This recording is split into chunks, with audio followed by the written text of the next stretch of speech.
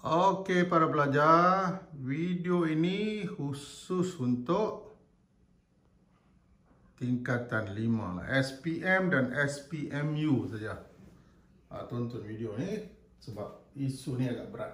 Oke, right. Saya menanya soalan ini kepada para pelajar saya. 4 perkara saya tanya tentang COVID-19, wabak COVID-19. Saya tanya 4 perkara kepada mereka. Sebab-sebab COVID-19, kesan-kesan negatif, langkah-langkah mengatasi dan juga ciri-ciri. Kebanyakan pelajar saya nampak dia boleh jawab sebab, dia boleh jawab kesan, dia boleh jawab langkah sampai ciri, habis dia terkandas. Ada masalah. Sebab perkataan seperti ini kamu jarang gunakan di sekolah. Di sekolah kita belajar sebab, kesan, langkah, sampai sini dia tak begitu faham. Ada 2-3 pelajar yang jawab ciri-ciri ini macam langkah. Totally out. Ini adalah 4 kata kunci yang boleh keluar dalam SPM, boleh keluar untuk rumusan kamu, untuk isi tersurat, tersirat, malah untuk soalan pemahaman dan soalan kebat. Memang untuk karangan, untuk karangan bahagian A dan bahagian B, memang. Malah dalam ujian lisan, kamu boleh dikejutkan dengan soalan-soalan seperti ciri-ciri. Okey, apa maksud ciri-ciri? Ciri-ciri ini bermaksud sifat-sifat ataupun tanda-tanda. Contohnya, hari ini saya nak bincangkan tanda-tanda yang perlu ada pada barisan hadapan. Tahu barisan hadapan, doktor, jururawat, kebanyakannya doktor, jururawat, medical officers, MO, semua staf kesihatan termasuk polis, tentera dan sebagainya. Mereka ni adalah barisan hadapan. Mereka ni adalah frontliners yang bertembung dengan COVID-19 setiap hari. Kalau saya seorang doktor, saya nak masuk ward ni ada pesakit COVID yang positif, COVID positif. Jadi setiap kali saya mengendalikan pesakit itu, maka saya mempunyai menghadapi risiko paling tinggi. Risikonya apa? Risiko bukan hilang duit, risiko boleh hilang nyawa. Banyak doktor di seluruh dunia, di Itali, di United Kingdom, di Amerika, ada doktor dan juga barisan hadapan jururawat yang sudah pun meninggal dunia kerana COVID-19. Jadi COVID-19 ni satu penyakit yang real lah. Kita tak boleh ambil mudah. Kita jangan tunggu sampai orang mati depan mata kita. Depan rumah kita orang rebah dan mati, lepas tu orang kata COVID. Tak payah sampai macam tu. Kita boleh belajar daripada pengalaman orang lain, daripada pengalaman negara lain. Ini perkara yang serius. Tapi ini perkara yang seluruh dunia yakin bersifat sementara. Kerajaan tahu semua ini sementara, tapi ini boleh membawa bencana yang amat besar kepada seluruh umat manusia. Okey, manusia boleh hilang daripada planet ni kalau kita tidak berhati-hati.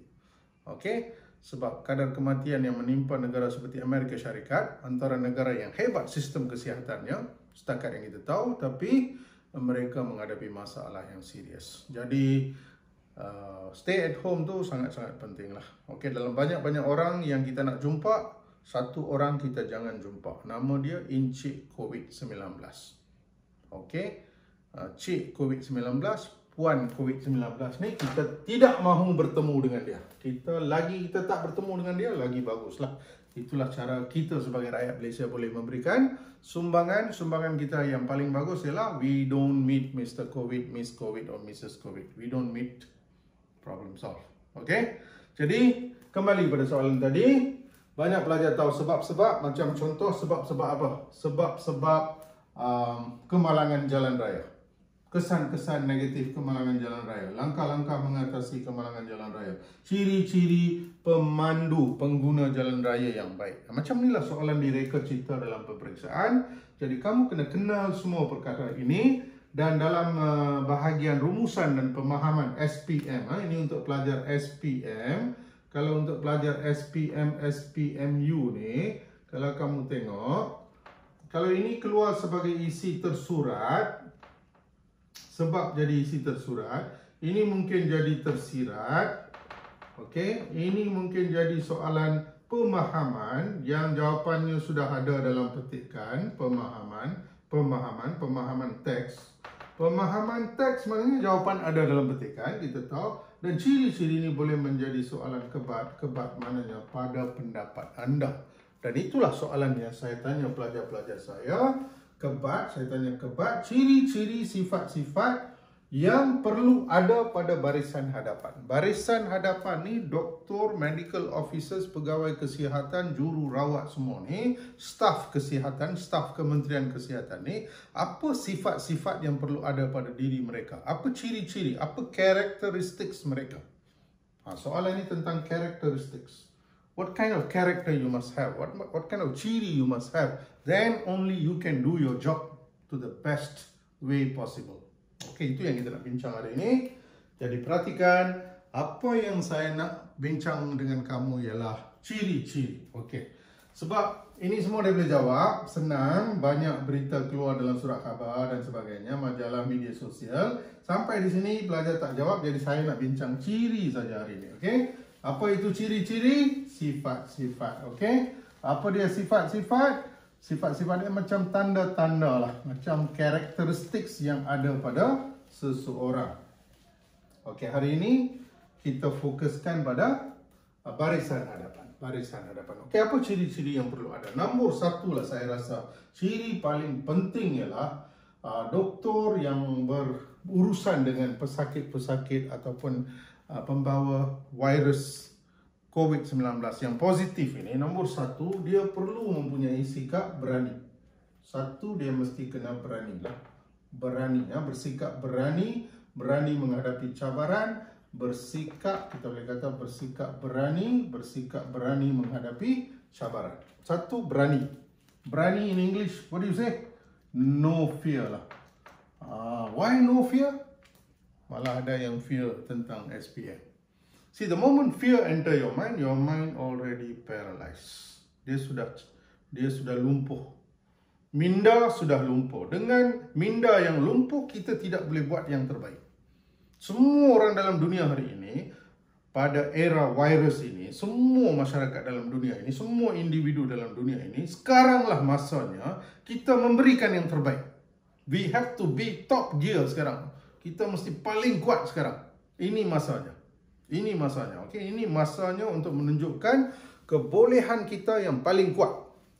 Kerana hanya dengan kebolehan yang macam tu dapat kita selamatkan diri, masyarakat dan negara kita, malah seluruh dunia daripada isu wabak COVID-19. Jadi number one, no fear.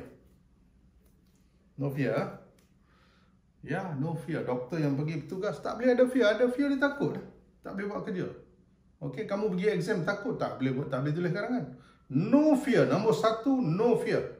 Fear letak tepi sebab saya tahu fear ni satu emosi yang negatif yang boleh melumpuhkan kekuatan minda seseorang. Jadi kita letak tepi dulu. Tell yourself, tarik nafas panjang dan kata no fear, I'll do my best. That's all. That's all I know. Okey? Itu nombor satu. B. Nombor dua, sesiapa jua yang berhadapan dengan keadaan seumpama ini, dia mesti mempunyai pedoman agama yang kuat. Pedoman agama mesti kuat. Okey? Akidah tidak boleh longgar. Kepercayaan, keyakinan pada Tuhan tidak boleh longgar. Selalu kita sebagai manusia, kita sebagai ciptaan Tuhan, kita selalu tengok adalah kuasa yang lebih besar daripada kita. Jadi kita buat apa yang kita boleh. Yang selebihnya kita biarkan. Kita mati-matilah. Ini sikap yang perlu ada terutamanya pada barisan hadapan. Kalau kerana kematian itu sendiri menjadi satu perkara yang membimbangkan diri, dia tidak dapat menjalankan tugas dengan baik. Okey? So, kelahiran kita bukan kita yang minta. Kematian kita bukan kita yang tentukan. Jadi, we just give what we have. Okay, that attitude, that ciri is important. Okey, ini satu cabaran besar. Selama ini doktor-doktor, jururawat mungkin tidak pernah fikirkan soal agama, tapi sekarang dalam era virus ini menjadi satu perkara yang penting, satu pedoman dan pegangan yang penting yang perlu didalami, perlu dikuasai, diwarisi supaya kita dapat menentang dan memerangi wabak yang cukup berbahaya ini. Sebab dia membahayakan nyawa, dia boleh bawa maut. Apa yang boleh bawa maut itu adalah perkara paling tinggi. Manusia paling takut ialah matilah. Kalau itu kita boleh berdepan dengan berani, maka kita perlukan agama dan akidah yang kuat. Okey. Seterusnya ialah korban. Semua doktor dan jururawat dia mesti sanggup berkorban. Okay, you are willing to sacrifice. Sacrifice what? Even your life.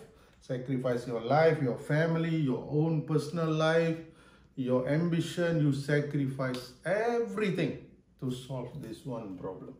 Jadi sebab tu kita respect doktor-doktor, jururawat dan juga staf kesihatan Kementerian Kesihatan Malaysia dan staf kesihatan di seluruh dunia. Kita respect. Kenapa kita respect? Dia sanggup berkorban. Dan banyak yang sudah korban pun. Doktor mati yang sehat. Doktor yang sehat selepas dia rawat pesakit COVID, dia meninggal dunia. Dia kena COVID positif, dia meninggal dunia. Ini serius, cukup serius, sanggup berkorban. Walaupun perkataan sanggup berkorban ini bukan baru untuk kita. Dulu kita guna untuk siapa? Untuk Angkatan Tentera yang menjaga sempadan negara. Mereka sanggup berkorban. Polis sanggup berkorban. Okey, mereka senantiasa berdepan dengan bahaya. Bahaya yang sama, boleh ditembak, boleh mati. Okey, sekarang sikap sanggup berkorban ini pula sudah terpaksa ditanggung oleh doktor dan jururawat. Okay, anything can happen to them. They can die. The fact is they can die. So it's a serious thing. Sanggup berkorban. Okay. Satu lagi ialah menunjukkan tanggungjawab. Okay. Staf kesihatan ini mesti menunjukkan tanggungjawab ataupun apa yang dikenali sebagai komitmen yang tinggi. Komitmen ataupun kamu boleh guna perkataan committed. Mereka committed dalam tugas, mempunyai komitmen yang tinggi, tanggungjawab yang paling tinggi. Mereka tunjukkan tanggungjawab yang paling tinggi. Kerana ini bukan masa kita buat kerja tengok CCTV ada, kita buat kerja elok-elok. CCTV tak ada, kita relax. Bos ada, kita buat elok-elok. Bos tak ada, kita tak peduli. Tak boleh macam tu. Ini satu sikap yang tidak boleh ada pada barisan hadapan. Barisan hadapan orang tengok, media tengok, kamera tengok, siapa tengok, tak tengok pun dia bagi yang terbaik. Ini adalah komitmen. Kamu pun patut ada komitmen ni sebagai pelajar. Okay? Mak suruh, ayah suruh baca, guru bagi kerja rumah. That's not the issue. You must have the commitment. You yourself must have the commitment to do the best that you can. Kita tak suruh semua student dapat skor A. Semua tak perlu. You just do your best. If your best is C+, we will be more than happy. If your best is just C+, we will be happy. What's the problem? That's all we can do. Tapi jangan balik daripada exam, keluar keputusan baru kata aku tak study lah. Kalau aku study mesti dapat keputusan yang bagus. Saya tak suka orang macam ni. Okay, orang macam ni saya cukup tak suka. Nak study lah. Lepas dapat keputusan, aku tak study lah. Kalau aku study mesti dapat lebih bagus. Apa guna? Okay. Sesal dahulu pendapatan. Sesal kemudian, there is no use. Okay. So, akhir sekali. Seorang doktor, seorang jururawat mestilah merupakan insan yang macam mana? Insan yang berwibawa, berkuasa. Insan yang penyayang. Insan yang penyayang, okey? Penyayang. Okey, insan yang penyayang. Apa yang penting di sini ialah dalam kehidupan dia ialah the guiding principle ialah love. So saya tak kisahlah dia orang Melayu ke, Cina ke, India ke, Iban ke, Kadazan ke, dia orang tua ke, orang muda ke, kanak-kanak ke. I'm blind to all that things. I'm just caring for the human race. I just care. I give my best. Semua ni dia kena buang daripada kepala dia supaya dia boleh jadi penyayang, dia boleh berikan, tunjukkan kasih sayang kepada semua orang yang dirawat, pesakit yang dirawat, mangsa-mangsa COVID yang dirawat. Malah saya diberi peluang oleh salah seorang bekas pelajar saya, dia doktor di salah sebuah hospital kerajaan. Mereka nak buat poster nak bagi galakkan kepada semua barisan hadapan ni. Jadi dia buat dalam bahasa Inggeris, dia suruh saya terjemah dalam bahasa Melayu. Saya buat penterjemahan, saya dah hantar minggu lepas. 2-3 minggu yang lalu sebenarnya saya dah hantar. Salah satu perkara dalam translation yang saya buat tu saya nampak barisan hadapan ini mereka mestilah saling memberi sokongan. salah satu cadangan yang diberi ialah offer snack, bagi coklat ke, bagi gula-gula ke. Your staff, you are a doctor, you tengok jururawat, you bagi dia gula-gula, you bagi dia coklat. A bonding must be there. You are working together. You have empathy. You know what that person is going through. Okay, you can feel. Okay, so this is important among them, among the barisan hadapan. Jadi mereka berada dalam tanggungjawab cukup serius. Kamu pun patut buat macam ni. Esok mak masak, habis mak masak, bagi dia coklat, make a drink for your mother. I just did for my family, first time, probably the first time lah. Since I got married, I mixed some juice for my wife and my kids. I think first time lah. 20 tahun dah kahwin, baru first time buat. Okay, jadi inilah kebaikan COVID. Okay, COVID membawa kita bersama-sama. Jadi kita kenakan peluang. So tomorrow, after listening this video, do something unexpected to your parents. Something totally unexpected. Tak pernah buat sepanjang hayat kamu tak pernah buat. Okeylah, buat sesuatu yang menarik. The least you can do is get a ball and throw at your mother. Create something in your family. Okay, don't forget, kerana mereka juga memerlukan kasih sayang. Mereka juga memerlukan perasaan bahawa mereka dihargai. Jadi ini yang saya simpulkan. Banyak malang sekali untuk COVID. Pelajar boleh jawab ke sebab-sebab COVID, kesan-kesan boleh, langkah-langkah mengatasi boleh, tapi sampai pada ciri-ciri dia tak boleh. Jadi saya berikan ni supaya kamu boleh ingat dan terus jawab dalam peperiksaan. Tengok, BAKTI, apa dia? Bakti. Kita berbakti. Jadi barisan hadapan ni sedang berbakti dan berbudi kepada masyarakat. Apa tu bakti dan budi? Do good. Berbakti, berbudi maknanya doing good. Why you want to do good? Because of the sense of love you have for another human being. So no matter what job you do, love is our guiding principle. Love tak ada, apa pun tak ada. Love ada, semua okey. See, there's love in a family, everything is okay. Love tak ada, semua boleh jadi masalah. Jadi barisan hadapan, kepada semua barisan hadapan, kepada doktor, jururawat, staf-staf Kementerian Kesihatan Malaysia, kepada polis, kepada anggota tentera, kita sangat-sangatlah menghargai tugas yang dijalankan. Jadi keep doing your best. Bagi yang terbaik. Apa jua yang berlaku, kita bagi yang terbaik. Kita akan keluar daripada wabak ini, daripada fenomena ini, dan menuju ke kehidupan kita yang biasa seperti sedia kala. Okay? So don't forget, do something to your parents today. After listening to this video, try something. Be creative. Okay? So faham apa tu ciri-ciri? Apa tu ciri-ciri? Sifat-sifat. Sifat-sifat tu apa? Tanda-tanda. In English we say characteristics yang ada pada seseorang. Semua ni positif. Kena ada. Ada banyak lagi. Kamu boleh fikirkan. Saya bagi bakti hari ini. Marilah kita berbakti kepada masyarakat dan negara. Thank you.